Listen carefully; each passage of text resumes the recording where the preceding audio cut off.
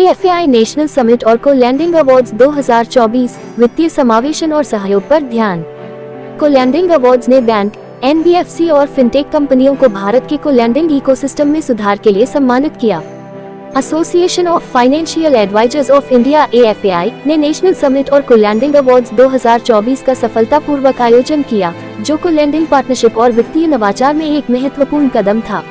National को-लैंडिंग day के तुरंत बाद आयोजित इस समिट में मुख्य अतिथि के रूप में बैंक ऑफ महाराष्ट्र के MD और CEO श्री निधु सक्सेना और गेस्ट ऑफ ऑनर के रूप में आधार हाउसिंग फाइनेंस लिमिटेड के कार्यकारी उपाध्यक्ष श्री देव शंकर त्रिपाठी ने अपनी उपस्थिति दर्ज की।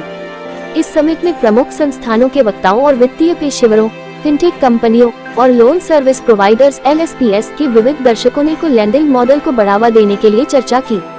को-लैंडिंग एक सहयोगात्मक वित्तपोषण मॉडल है, जिसमें बैंक और NBFC मिलकर उधारकर्ताओं को ऋण प्रदान करते हैं। इस साझेदारी से दोनों संस्थाएं अपने संसाधनों को प्रभावी तरीके से जोड़ सकती हैं, जिससे ग्राहकों को ऋण की बेहतर पहुंच और अधिक लागत कुशल समाधान मिलते हैं। समिट में चर्चा के दौरान यह महत्वपूर्ण बात सामने आई कि को-लैंडिंग पार्टनरशिप को बढ़ाने के लिए सही जोखिम मूल्यांकन, प्रभावी समन्वय और नीति समर्थन की आवश्यकता है, जो 2020 में RBI द्वारा प्राथमिक क्षेत्रों के लिए को-लैंडिंग के दिशा निर्देशों के बाद एक प्राथमिकता बन गई है। नमस्कार सर, आज का जो कार्यक्रम है हम लोगों ने को-लैंडिंग के ऊपर में हमने आयोजित किया है। ये सर बैंक और NBFC के बीच में किस तरीके की लैंडिंग और किस तरीके की क्या रिलेशनशिप स्टैब्लिश होगी सर, ये उसके ऊपर अब बातचीत हो रही है। 5 साल पहले रिजर्व बैंक ऑफ इंडिया ने एक गाइडलाइंस लेके आए थे, जिसके तहत में रिजर्व बैंक ऑफ इंडिया ने ये बताया था कि सर बैंक और NBFC आपस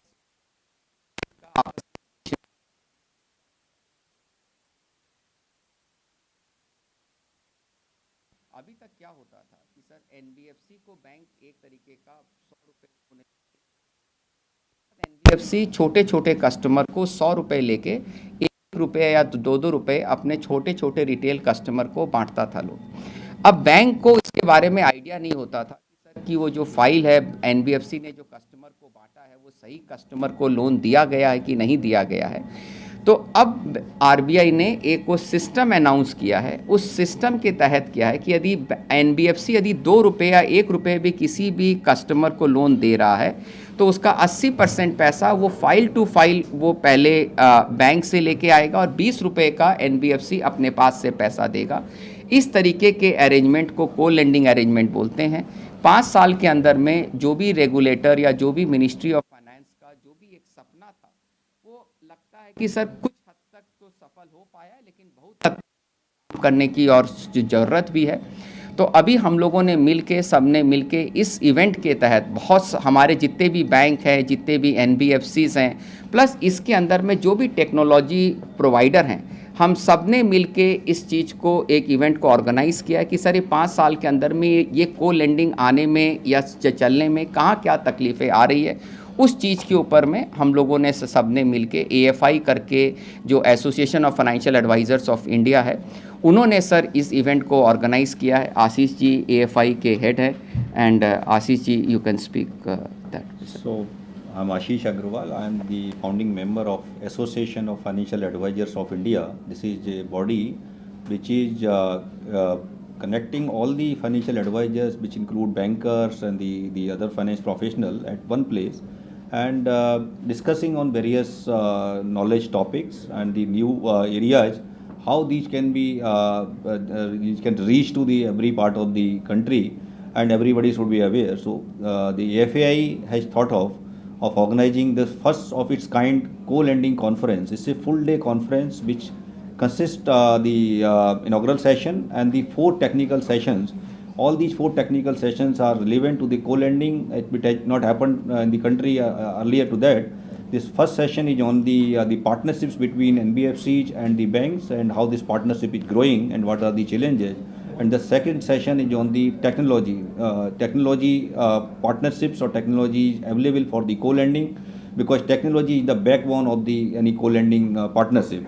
And the third session is on the regulation and the compliances, because any lending business, if the regulation is not there or compliances are not there as per the requirement, then it can go haywire actually. So the third session is on this compliance, and the fourth session which we have organized which is a very important topic, that this loan service providers, they are also part of the program, because these are the fintech companies and the even NBFCs also. Those are partnering with the various lenders for the increasing of this technology-led solution in the lending system. And followed by the award function, where we have taken the nominations from the industry, and we have received lot of nominations from banks, NBFCs and fintech companies. So we have announced the category of 11 awards in the different part of the categories, and we have a very good jury which has independently evaluated all these awards, all the nominations, and they have decided to give the awards to the right candidate according to the whatever the nomination forms were there. And the jury has done very hard work to announce these awards. And there was a tough competition between 2-3 players, and so these awards will be announced today evening.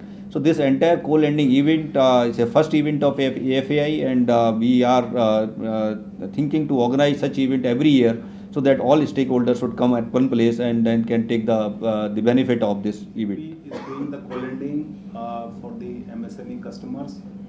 The ultimate purpose of the co-lending model, as you all are aware, for the flow of credit to unserved and underserved segment of the economy at affordable cost. So these things we have to keep in mind, that the ultimate purpose of this model is fulfilled by providing the affordable credit to the MSME segment. And as you all know, without the development of MSME sector, the mission of our country, this ambitious mission that we have to make our country Viksit Bharat 2047. So with the development of MSME sector, the co-lending model will play a great role in the providing the credit flow to the MSME sector, because in the MSME sector so many customers are there which are out of this formal credit flow, and they are not able to get the formal credit from the banks. So with this model, with leveraging the reach of the MSME sector, and with leveraging the low cost fund of the bank, will be able to fulfill the ambition of the RBI and the mission of the government of India. That's all. Thank you. Sir. Myself CM Kumra. I am heading Digital Lending Department in Bank of India. As far as co-lending is concerned, we all know this journey started around 5 years ago. During this period, what we saw that NBFCs have developed a niche in the areas or in the segment particularly related to RAM. They have developed platforms through which the KYC or the due diligence part, assessment part, and the lending part can be done very easily. The team has been developed from the underwriting to the end of journey. So ultimately what we see in the times to come, it is a win-win situation for the NBFCs and the banks, and ultimately for the customers for which RBI has formulated this policy. So we see forward a very good times under co-lending in the times to come. Thank you. I am K.K. Gupta here, Director, Association for Financial Advisor of India. The main purpose of the association was to create awareness among the entrepreneurs. For that aspect, every month, association is holding a virtual conference, virtual meeting, where we are telling the various scheme of the Government of India launched for the SME sector. And the banker are being invited in such webinars. So we are also holding one webinar every month with the ICICI Bank, and we are popularizing the scheme of the banking sector, how they can go to the bank and avail the facilities. Major aspect is the rural finance. So about 6 crore SME sector is there. 6 crore numbers are there. So 95% are in a rural places. That means after co-lending, the people will be benefited because the NBFC has a reach to the rural places. So definitely they can approach them, and as Mr. Jyoti already told you, that 1 lakh crore already sanctioned or disbursed by the banker, because 80-20 is the issue is there. So for that, the association is playing very important role for creating awareness among the entrepreneurs. Thank you. नमस्कार, मेरा नाम प्रवीण किनी है। मैं महाप्रबंधक हूँ central bank of India से। और इस आज का जो कोलैंडिंग सम्मेलन है, मुझे खुशी है आप लोगों को बताने के लिए कि कोलैंडिंग के क्षेत्र में आज की तारीख में सेंट्रल बैंक सबसे अव्वल नंबर पर है। और हमारे इसका जो मैं श्रेय देना चाहता हूँ हमारे MD sir Shri MV Rao को, जहाँ पर उन्होंने इसको जो बिज़नेस मॉडल के तहत उन्होंने ये अडॉप्ट किया सेंट्रल बैंक ऑफ इंडिया में। और आज हम 30 से ज़्यादा अधिक NBFC से पार्टनरशिप कर चुके हैं ऑलरेडी। और हमारा जल्द से जल्द लक्ष्य है कि हम इसे 50 से पार करें। और जैसे मेरे बाकी साथियों ने भी कहा कि विकसित भारत का जो लक्ष्य है, और इसके लिए ये बहुत महत्वपूर्ण है कि हमारे जो बोलते हैं अंतिम जो लास्ट जो पंक्ति पर जो हमारे जो कस्टमर्स जो ग्राहक होंगे जिसको इसका जो लाभ होगा, तो उस लाभ के लिए डेफिनेटली बैंक का जो बहुत बड़ा रोल होगा वो NBFC के साथ उनका जो पार्टनरशिप के लिए और इस कोलैंडिंग के माध्यम से। सो नेचुरली हम चाहेंगे कि अधिक से अधिक आने वाले समय में हमारा सेंट्रल बैंक का इस पर योगदान होगा। और हम चाहेंगे कि मिलकर NBFC से ये बहुत उसको सफल बनाएंगे। धन्यवाद सर। मैं रमेश कुमार हूँ, महाप्रबंधक राष्ट्रीय कृषि और ग्रामीण विकास बैंक नाबार्ड जो कहलाता है। तो इसमें कोलैंडिंग सेमिनार ऑर्गेनाइज करने के लिए मैं AFA को एसोसिएशन ऑफ फाइनेंशियल एडवाइज़र को बधाई देता हूँ पहले तो। और उसके बाद एक कोलैंडिंग ग्रामीण क्षेत्र के लिए खासकर कृषि और ग्रामीण विकास के लिए कोलैंडिंग का क्या प्रणाली का रहना चाहिए, और उनको भी ग्रामीण और कृषि क्षेत्र को भी कोलैंडिंग के अंदर ले आने के लिए क्या मार्गदर्शन हो सकता है, उसके बारे में हम चर्चा के लिए इसमें आए। तो हमारा किसान और ग्रामीण क्षेत्र के जो लोग हैं इससे कोलैंडिंग के ज़्यादा से ज़्यादा बेनिफिट ले सके, उसके लिए क्या प्रणाली का रहना चाहिए, उसके लिए हम चर्चा करने के लिए इस वर्कशॉप की। Namaskar. My name is Kirti Timmanagowda. I represent IIFL Finance. We are a large retail-focused NBFC. We are a first-generation NBFC. So when co-lending as a policy was announced by RBI, it was a big boon for us because we wanted to grow asset light. Especially about today, thanks a lot to the Association of Financial Advisors, because I think this is a first of its kind. I don't think we have had a co-lending dedicated conference so far. And there are a lot of people who are involved in this. It's not just the banks and NBFCs, there are LSPs, there are technology providers, there are DSAs, there is like the whole financial ecosystem. So it is really nice to see that we have everybody here, because co-lending is a win-win-win. Win for bank because they may not have the bandwidth to go and give a 50,000 rupee, 1 lakh rupee loan somewhere in the rural areas. It's a win for an NBFC because it is like a constant money on tap for us, right? It's a long-term partnership.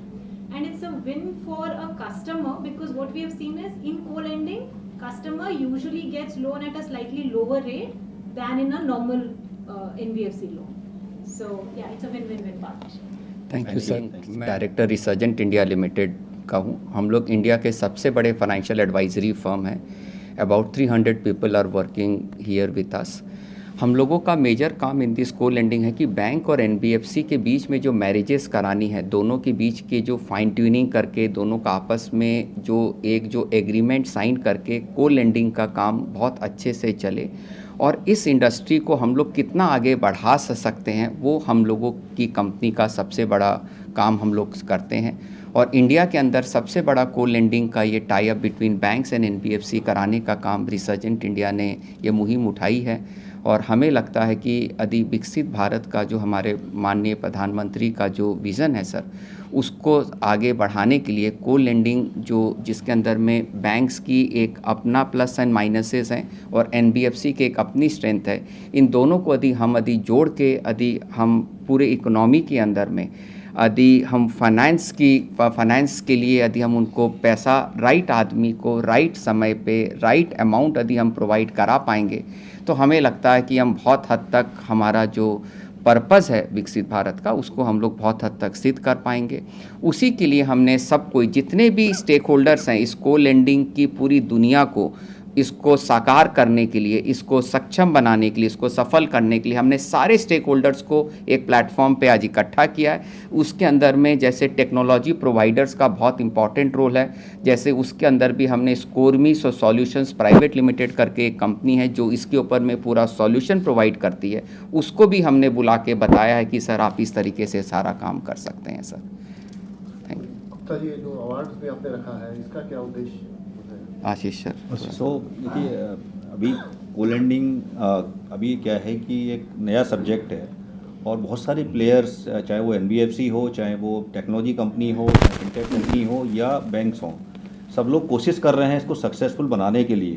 तो जो लोग successful बनाने के लिए कोशिश कर रहे हैं उनको एनकरेजमेंट करने के लिए कि how they should encourage and what good they are doing so that other should know, हम लोगों ने ये अवार्ड प्रोग्राम ऑर्गेनाइज किया है। और हमारा कोशिश भी यही है कि जो अवार्ड जो हम लोग दे रहे हैं उसमें जो लोग जिन्होंने नॉमिनेशन के लिए अप्लाई किया उनको जो डिजर्विंग कैंडिडेट्स हैं जिन्होंने कुछ ना कुछ कोलैंडिंग के अंदर अच्छा काम किया है उनको ये अवार्ड दिए जा रहे हैं। और इसमें 11 अवार्ड्स हैं जिसमें मेन जो अवार्ड है एक तो है कि बैंक जो आउटस्टैंडिंग बैंक ऑफ द कोलैंडिंग जिसका सबसे ज़्यादा उन्होंने अच्छा परफॉर्म किया है कोलैंडिंग के अंदर, दूसरा है आउटस्टैंडिंग NBFC इन द कोलैंडिंग।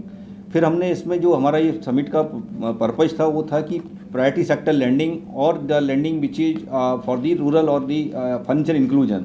तो जो हमने अवार्ड दिया है वो फाइनेंशियल इंक्लूजन के लिए दिया है कि कौन सा NBFC या कौन सा बैंक फाइनेंशियल इंक्लूजन में सपोर्ट कर रहा है अंडर को लैंडिंग, तो वो एक अवार्ड है। देन टेक्नोलॉजी कंपनीज के लिए अवार्ड है कि टेक्नोलॉजी कंपनी जो काम कर रही हैं उसमें कौन बेटर कर रहा है और किसका मॉडल सक्सेसफुल चल रहा है उसके लिए अवार्ड है। सो इस तरीके से ये अवार्ड दिए गए हैं mainly for the encouragement of the industry people so that the good work should be recognized by any organization which will help to the others to encourage and to grow further in that ladder. जैसे आपको बताऊं कि जैसे अभी तक 5 साल में हमने 1 लाख करोड़ का को लेंडिंग के तहत हमने अभी तक लोन दे पाए हैं। मिनिस्ट्री ऑफ फाइनेंस का अभी एक विज़न है कि नेक्स्ट 3 साल के अंदर में 15 लाख करोड़ होना चाहिए। तो फिर ये 15 लाख करोड़ करने के लिए हमको जितने भी जो स्टेक होल्डर्स को सबको इनकरेज करना, सबको इसकी महत्व बताना, और उसी चीज़ के लिए जैसे आशीष जी ने कहा कि EFI ने इसको अवार्ड कैटेगरी भी रखा है कि जिससे लोग थोड़े से इनकरेज होके वो 1 लाख करोड़ का बिज़नेस हम कैसे, भारत सरकार का जो विज़न है इसको 1 लाख करोड़ को कैसे 15 लाख करोड़ कर सकते हैं, उसमें हम सब जो भी यहाँ बैठे हैं उसमें हमने थोड़ी सी चेष्टा करी है। और हम एश्योर करते हैं कि सर इस 15 लाख करोड़ के टारगेट को अचीव करने के लिए हम सब भरसक प्रयास करेंगे और कोशिश करेंगे कि सर हम 15 लाख करोड़ नेक्स्ट 3 साल बाद जब आपके साथ मिलें और एवरी ईयर जब भी हम आपके साथ में मुलाकात हो तो हम आपको एक अच्छे टारगेट के साथ में अच्छे बिजनेस का नंबर हम आप लोगों को दे पाएँ sir. Thank you so much. Thank you so much. और EFI ने मिलके सर बहुत अच्छी हमने एक रिसर्च रिपोर्ट भी हमने एक अभी विवेचना करी है सर, एक हमने रिसर्च रिपोर्ट निकाली है को लेंडिंग के लिए, जो कि हमें लगता है कि जो भी को लेंडिंग से वास्ता रखते हैं सर उसको वो रिपोर्ट जरूर पढ़नी चाहिए और उससे काफ़ी कुछ हमें को देखने और समझने के लिए काम हो सकता है। वो काफ़ी रिसर्च ओरिएंटेड एक रिसर्च रिपोर्ट भी रिसर्च इंडिया ने निकाली है सर।